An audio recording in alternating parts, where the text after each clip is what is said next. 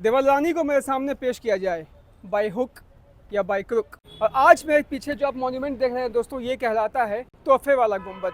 ये भी जो है खिलजी वंश का एक आर्किटेक्चर है और आज हम आपको सुनाने जा रहे हैं expeditions of Gujarat by Alauddin Khilji. तो आइए आपको हम लेके चलते हैं तोहफे वाला गुंबद और सुनाते हैं गुजरात को फतह करने की कहानी।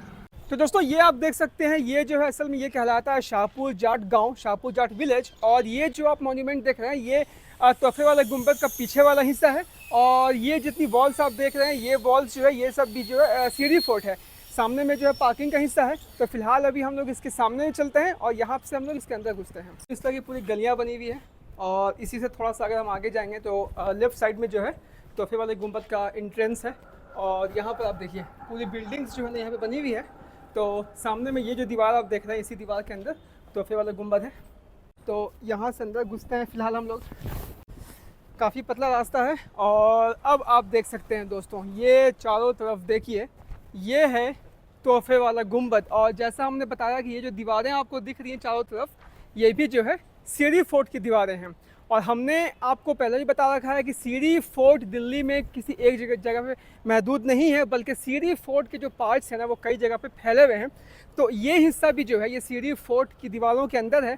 और ये जो सामने में आप एक मॉन्यूमेंट देख रहे हैं दोस्तों, ये कहलाता है तोहफे वाला गुंबद। इस गुंबद के बारे में कहा जाता है कि तुगलक वंश का है, ऐसा भी कहा जाता है कि ये जो है खिलजी वंश का है। तो फिलहाल जो है इस मॉन्यूमेंट को हम लोगों ने खिलजी वंश में ही कवर कर लिया है, क्योंकि ये मॉन्यूमेंट जो है खिलजी वंश का मॉन्यूमेंट भी हो सकता है। और इस आर्किटेक्चर को अगर आप देखें दोस्तों, तो ये आर्किटेक्चर जो है 4 साइड का है। और अगर आप इसके ऊपर देखें तो एक गुंबद है। गुंबद के नीचे अगर आप देखें तो यहाँ पर एक ऑक्टागोनल ड्रम है और उस ड्रम के साइड में आप देख सकते हैं कि बहुत सारे कंगूरे बने हुए हैं और इससे जो खूबसूरती इसकी काफ़ी अच्छी लग रही है। और नीचे में आप देख सकते हैं यहाँ पर इस फ्रंट वाले साइड में जो है यहाँ पर 3 मेहराब आपको दिख रहा है। ऊपर में अगर आप देखें तो एक जो है जाली दिख रही है, लेकिन इसके बारे में ये नहीं मालूम है कि किसको तोहफ़ा दिया गया, किसने किसको तोहफ़ा दिया, ये भी नहीं मालूम है। और इसीलिए जो इसे कहा जाता है तोहफ़े वाला गुंबद। और ये जो है कहा जाता है कि ये एक ज़माने में जो है मस्जिद भी हुआ करती थी। और किसने बनवाई थी इस मस्जिद को, इसकी भी कोई ख़ास जानकारी नहीं है। तो खिलजी या तुगलक वंश के द्वारा बनाई गई होगी। फ़िलहाल ये एरिया जो है पूरा का पूरा सीढ़ी फोर्ट का एरिया कहलाता है। नज़दीक से अगर हम देखें इसको तो कई जगह पे आपको फ़िलहाल यहाँ पे क्रैक्स वगैरह दिखेंगे और ऐसा दिखने में लगता है कि इसे भी जो है रिनोवेट किया गया है बाद में। थोड़ा अंदर हम चलते हैं अभी इसके। कितनी खूबसूरती से जो है हर कॉर्नर में यहाँ पे मेहराब वगैरह बना हुआ है। और ये सामने का जो हिस्सा आप देख रहे हैं, ये असल में ये पश्चिम का हिस्सा है। मस्जिद में हम लोग नमाज जो पढ़ते हैं वो पश्चिम की तरफ पढ़ते हैं, क़िबला जिसे कहते हैं। तो ये डायरेक्शन जो है क़िबला की तरफ है। और मेरे 2 साइड में आप देख सकते हैं, यहाँ पर दोनों साइड में जो है सिर्फ 2 दरवाज़ा है। लेकिन अगर आप ऊपर देखें दोस्तों, तो ऊपर में जो है ना आपको एक खिड़की जो है वो हर एक साइड में दिखती है, ताकि अंदर जो है अच्छी खासी रोशनी यहाँ पे आ सके। तो अंदर में आप डोम भी देखिए, ऊपर का जो डोम है गुंबद भी काफ़ी बड़ा लग रहा है, काफ़ी भव्य है, काफ़ी विशाल है। तो चीज़ें तो यहाँ पर काफ़ी ज़्यादा मतलब अच्छी लग रही हैं। और थोड़ा सा अगर आपको यहाँ पर आकर के दिखाएं तो यहाँ पे आप देख सकते हैं कि इस तरह के जो है ना ये पहाड़ी पत्थर हैं। तो इस पहाड़ी पत्थर का ही इस्तेमाल जो है इसके अंदर किया गया है। और यहाँ पे अगर आपको हम दिखाएं दोस्तों, तो यहाँ पर जो कहा जाता है कि एक ज़माने में ऊपर चढ़ने की भी जो एक सीढ़ी हुआ करती थी। तो इस साइड में आप देख सकते हैं मेरे इस साइड से जो है सीढ़ी हुआ करती थी। तो फिलहाल अगर आप ऊपर में आप देखें, ऊपर वाले जो आपको खिड़की दरवाज़ा दिख रहा है, तो वहाँ पर आप सीढ़ी के कुछ अवशेष दिख सकते हैं। तो हो सकता है कि वो सीढ़ी जो है यहाँ तक आती होगी। फ़िलहाल वो सब तो टूट चुकी है, तो इसलिए जो है अब ऊपर आदमी यहाँ से जा नहीं सकता। और फिलहाल यहाँ पे आप देखिए इन सब पिलर्स को आप देख सकते हैं। तो ये सारे पिलर्स जो है साफ साफ बताते हैं कि यहाँ पर भी जो है कोई बड़ा महल या बड़ा आर्किटेक्चर रहा होगा। इस साइड भी आप देखिए ये पूरा आर्किटेक्चर जो है ये कंप्लीट टूटा हुआ है। फ़िलहाल तो बस ये गुंबद बच गया है, लेकिन गुंबद के अलावा भी समझ में आता है कि यहाँ पर भी एक अच्छा खासा एरिया जो है मस्जिद का या किसी भी चीज़ का यहाँ पे हुआ करता था। फिलहाल थोड़ा हम लोग इसके उस साइड भी चलते हैं। तो इस साइड में भी अगर आप देखें तो यहाँ पर भी आप देख सकते हैं दोस्तों, यहाँ पर भी आपको कुछ पिलर्स का अवशेष वगैरह दिख रहे हैं। सामने में देखिए वो जो दीवार है उसके अंदर भी मेहराब वगैरह बना हुआ है। और ये सब दीवारों को आप देख सकते हैं, ये जितनी भी दीवारें हैं ये सब जो है रबल्स से बनाई गई हैं। सेम इधर भी आप देखिए, इस साइड में भी, ऊपर में भी आप देख सकते हैं कि साफ साफ पता चलता है कि यहाँ पर जो है कोई ना कोई स्ट्रक्चर यहाँ पे रहा होगा काफ़ी बड़ा, और लेकिन आज हमें सिर्फ इतना ही यहाँ पर दिख सकता है।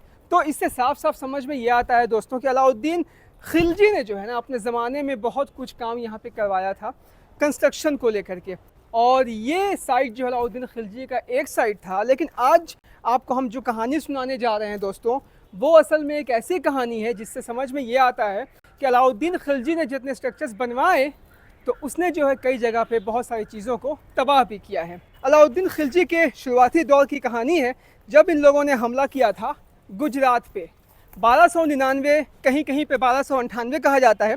ऐसा बताया जाता है दोस्तों कि 1299 में अलाउद्दीन खिलजी की सेना ने गुजरात पे हमला किया था। उस ज़माने में गुजरात के राजा हुआ करते थे, वाघेला किंगडम हुआ करता था और राजा का नाम था करण देव, और उनके ही ज़माने में अलाउद्दीन खिलजी ने यहाँ पे अपनी सेना भेजी थी। और अलाउद्दीन खिलजी की सेना को यहाँ पर लीड कर रहे थे नुसरत खान और उनके भाई अलमाज बेग यानी कि उलुग खान। और ऐसा बताया जाता है दोस्तों कि ये जंग जो है इतनी ज़बरदस्त जंग थी कि इन लोगों ने गुजरात को तो फतह किया ही किया, लेकिन इसके साथ साथ गुजरात को तबाह कर दिया।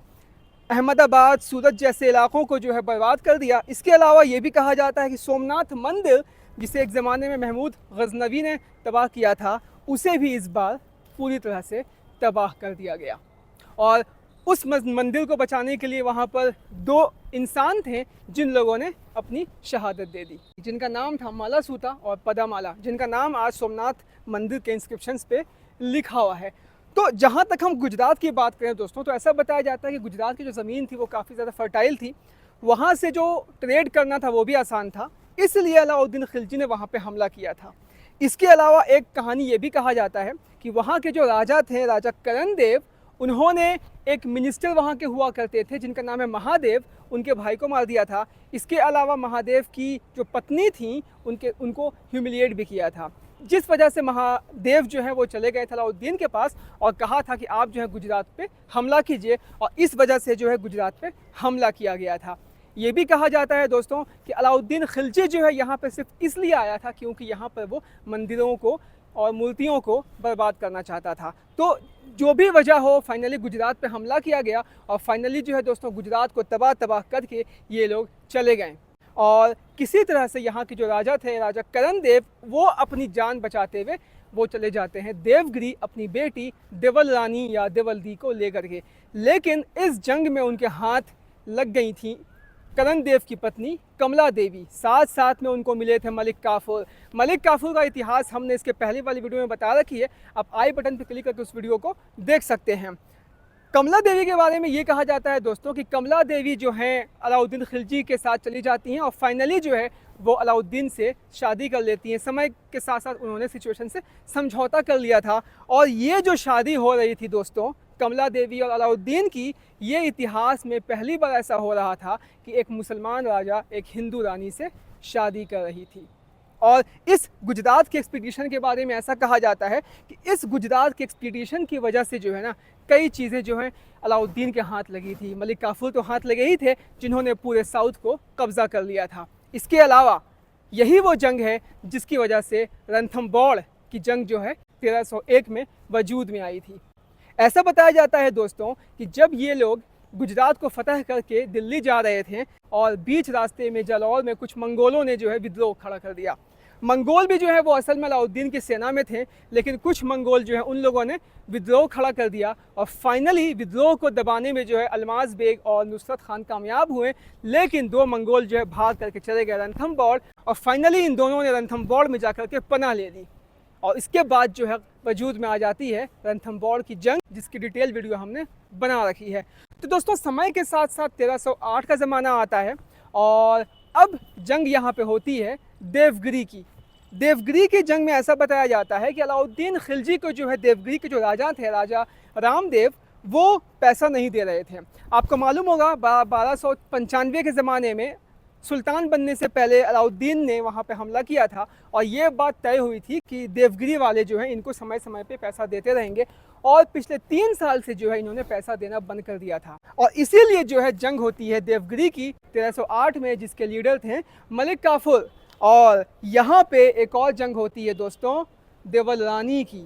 ऐसा बताया जाता है कि कमला देवी जो अब सुल्तान की बीवी थी, उन्होंने बोला कि उनकी एक बेटी है जिसका नाम है देवल रानी, और वो जो है देवगिरी में अपने फादर के साथ है। जब इन लोगों ने गुजरात पे हमला किया था तो वो दोनों अपनी जान बचा करके देवगिरी भाग गए थे, और वो जो है काफ़ी ज़माने से उससे मिली नहीं है, तो कृपा करके आप देवगिरी से मेरी बेटी को ले आइए। और ये देख करके सुल्तान ने मलिक काफूर को और अल्प खान को फरमान भेजा कि तुम देवल रानी को यहाँ पेश करो, बाई हुक या बाई क्रुक, राजा से ज़बरदस्ती छीन के लाओ या उसको मना करके लाओ। तो यहाँ पे आप सोच सकते हैं दोस्तों कि एक लड़की पे क्या बीत रही होगी। और अब जो पूरी देवगिरी की कहानी होने वाली है वो समझिए कि देवल रानी के लिए ही होने वाली है। जब पहली बार गुजरात पे जब हमला हुआ था 1299 में, देवल रानी जो है अपने फादर के साथ देवगिरी में पनाह ले लिए थे, और वहाँ पर के जो राजा हैं, राजा रामदेव, उन्होंने ये बोला कि मैं अपने बेटे शंकर देव की शादी जो है आपकी बेटी देवल रानी से करना चाहते हैं। राजा करण देव जो है वो असल में राजपूत थे और ये लोग मराठा थे। इसकी वजह से राजा करण देव ने अपनी बेटी की शादी एक मराठा से नहीं की, जबकि उनको कर देना चाहिए था। जब 1308 का ज़माना आया तब इन्होंने दोबारा ऑफ़र की कि हम अपनी बेटी की शादी जो है शंकर देव से करना चाहते हैं। लेकिन तब तक जो है कहा जाता है कि 1308 में यहाँ पर पहुँच जाती है खिलजी की फ़ौज, और 1308 में बताया जाता है कि जब दिल्ली जाते हैं तो वहाँ पर इनकी मुलाकात होती है 10 साल के खिज़िर खान से, और फिर खिज़िर खान और देवल रानी का जो है एक प्रेम स्टार्ट हो जाता है। ऐसा बताया जाता है दोस्तों कि खिज़िर खान की जो माँ थी वो इस शादी के बिल्कुल ख़िलाफ़ थी, क्योंकि वो अपने बेटे की शादी अल्प खान की बेटी से करना चाहते थे। काफ़ी ज़ोर ज़बरदस्ती करने के बाद इन दोनों ने नहीं माना और फाइनली खिज़िर खान की शादी जो है देवल रानी से कर दी गई। लेकिन देवल रानी की दोस्तों कहानी इतनी आसान नहीं थी, क्योंकि समय के साथ साथ देवल रानी के साथ ऐसा कुछ हुआ जो नहीं होना चाहिए था। खिज़िर खान भी जो है सिर्फ देवल रानी के प्यार में पड़े हुए थे, और समय के साथ साथ जो है मलिक काफूर के कहने पे इन्हें अंधा भी किया गया, और आगे चल कर के इनके भाई मुबारक खिलजी के कहने पे इन्हें मार दिया गया। और देवल देवी का क्या हुआ? देवल रानी से शादी जो है इनके भाई मुबारक खिलजी कर लेते हैं।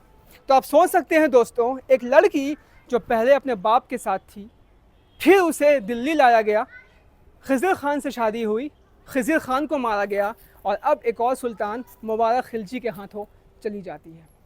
लेकिन अभी भी कहानी इतनी आसान नहीं थी। मुबारक खिलजी के बारे में कहा जाता है कि मुबारक खिलजी को खुसरो खान ने मार दिया, और अब देवल रानी की शादी जो है खुसरो खान से हो जाती है।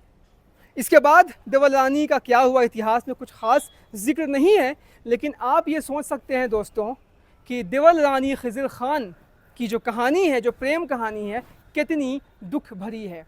और ये कहानी जो है अमीर खुसरो ने लिखा था खिज़िर खान के कहने पर, जिसे हम कहते हैं देवल रानी खिज़िर खान। और ये एक ऐसी प्रेम कहानी है जो इतिहास में हम इसे भुला चुके हैं। तो ये थी दोस्तों देवल रानी की कहानी और कमला देवी की कहानी। कमला देवी जिसे अपने पति को छोड़ के अलाउद्दीन के पास जाना पड़ा, और देवल रानी जिसे कई लोगों से वैवाहिक संबंध बनाना पड़ा। तो ये थी दोस्तों देवल रानी और कमला देवी की कहानी। उम्मीद करते हैं कि आप लोगों को काफ़ी मज़ा आया होगा, और ये तोहफे वाले गुंबद को भी देख के आप लोगों को काफ़ी मज़ा आया होगा। तो इसलिए हमने सोचा कि इस तोहफे वाले गुंबद पे आज आपको एक तोहफे जैसी कहानी सुनाई जाए। उम्मीद करते हैं आपको ये कहानी सुन के काफ़ी मज़ा आया होगा। तो अब हम मिलते हैं किसी नए वीडियो, नए इतिहास, नए जानकारी के साथ, नए जज्बे के साथ। तब तक के लिए जय हिंद।